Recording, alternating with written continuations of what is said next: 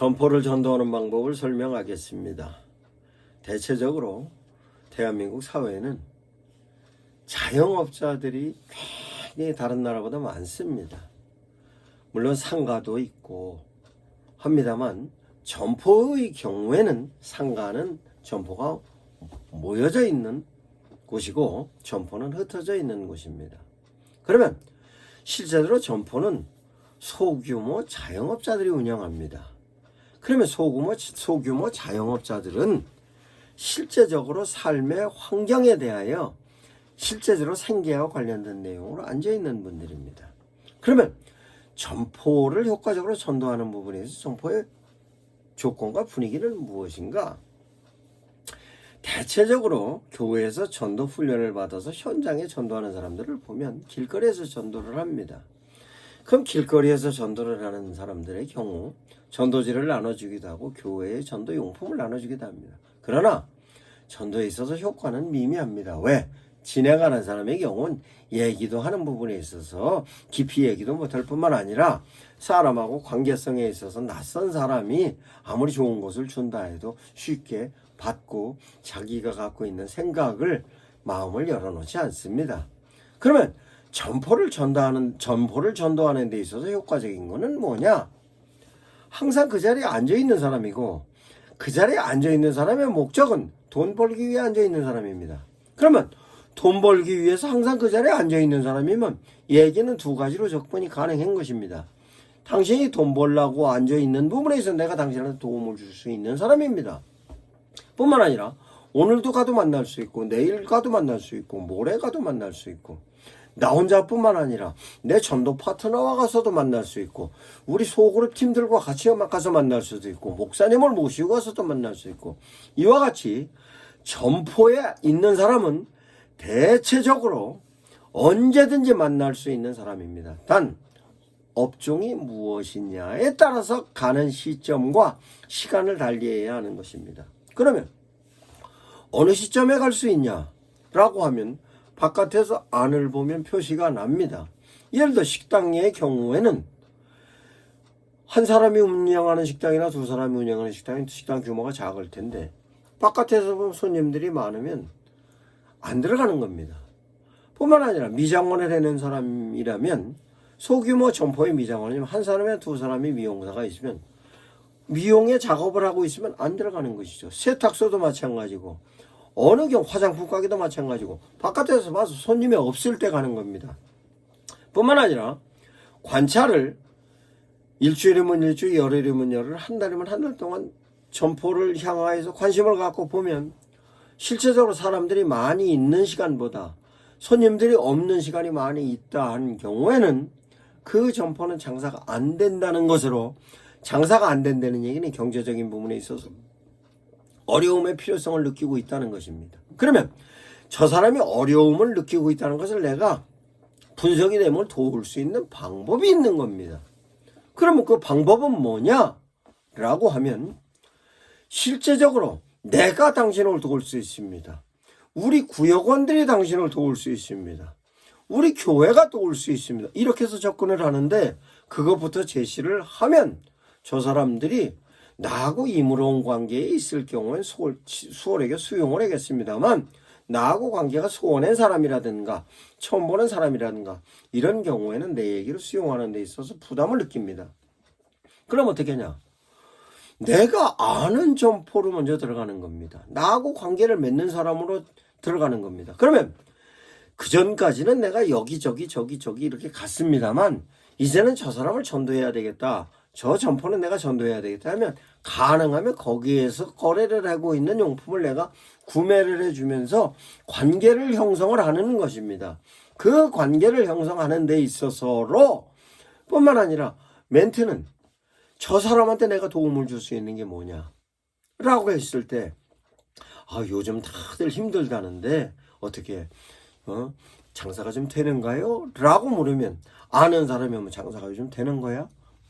처음 보는 사람이라든가 이물없지 않은 사람이 다들 힘들다고 하는데 어떻게 장사가 좀 어떠세요? 라고 하면 저 사람에게서 나에게 필요한 답이 나올 겁니다. 힘들어요. 그렇죠. 다들 힘든다고 하네요. 그 다음에 접근해가는 방식은 내가 당신을 도울 수 있어요. 아, 그렇죠.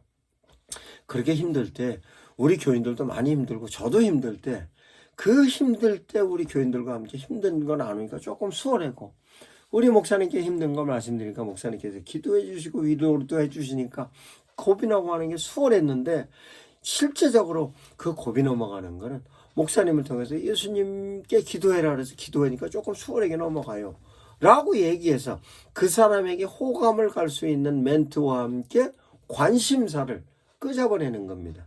그러면 점포를 운영하고 있는 사람의 경우는 대체적으로 현재 갖고 있는 부분에 있어서로 내가 매출이 많이 오른다 할지라도 그거보다 조금 더 많이 올라가는 걸 바라고 있어요. 그 바라고 있는 부분에 관련된 내용이 우리 교회에서 도울 수 있습니다 라고 하는 겁니다. 그러면 첫 번 만나면서 내가 그런 얘기를 했으면 그 얘기를 한 것 가지고 그 사람에게 긍정적인 효과가 나왔다 할지라도 그 얘기 이후에 내 파트너를 데리고 갈 수도 있고 소그룹 사람들을 데리고 갈 수도 있고 우리 교회 용품을 구입해 줄 수도 있고 내 파트너와 함께 나와 파트너의 용품을 같이 구입할 수도 있고 나와 소그룹에 있는 사람들이 함께 가서 거기에 있는 점포의 물건을 구입해 줄 수도 있는 겁니다. 이러면 점포의 사장은 전도 대상자는 자기를 위해서 돕는구나 하는 생각을 갖고 있습니다. 갖고 있는데 중요한 건 이겁니다. 나를 돕는 사람이라고 생각을 하는 순간 이 사람은 마음을 열어놓습니다.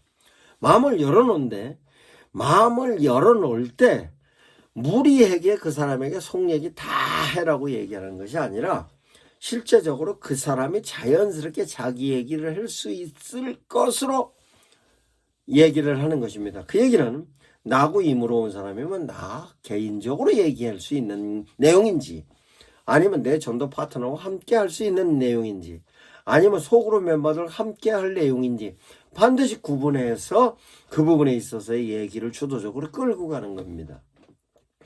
실제적으로 사람들이 자기가 갖고 있는 프라이버시가 노출이 되는 걸 굉장히 싫어합니다.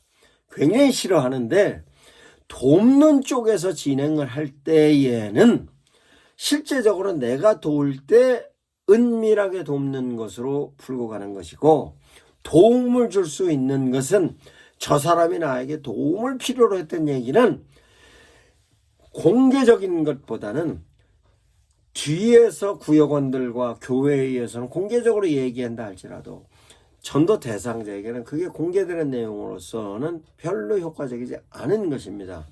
돕는 것은 은밀하게 돕고 실제적으로 저 얘기를 듣고 활동을 해서 도울 때는 많은 사람들이 함께 돕고 돕는 데 대한 내용이 진행되는 내용은 은밀하게 진행되는 걸로 하면 어느 순간 저가 감동을 얻는 것입니다. 이와 같은 데 대한 내용을 세심하게 생각하고 접근을 하면 전도에 있어서 효과는 충분하게 얻을 것입니다.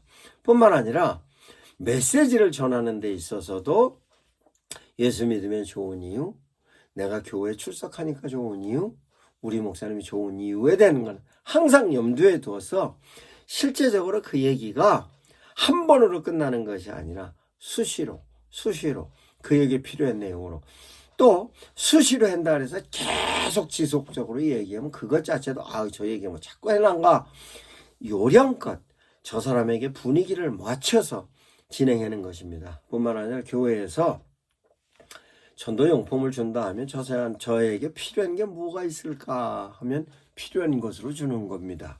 전혀 필요하지 않은 거 억지로 주는 것도 효과가 떨어집니다. 이래서 실제적으로 내 혼자 갈 수 있고 내 전도 파트너가 갈 수 있고 우리 구역에서 갈 수 있고 우리 목사님이 갈 수도 있고 중요한 거는 그 사람을 얼마만큼 인격적인 부분에 있어서로 참 감동을 시킬 건가 저 사람이 갖고 있는 고통이라든가 어려움은 내가 어떻게 공감을 할 건가 공감하는 부분에 있어서 어떻게 함께 주님의 사랑을 나눌 건가 이와 같은 내용을 염두하여서 전도하는 것입니다. 전도는 반드시 성공합니다. 오늘도 갈 수 있고 내일도 갈 수 있고 전해들의 상황을 항상 파악할 수 있고 이런 소규모 전도가 되게 효과적인 전도의 방법 중에 하나인 것입니다.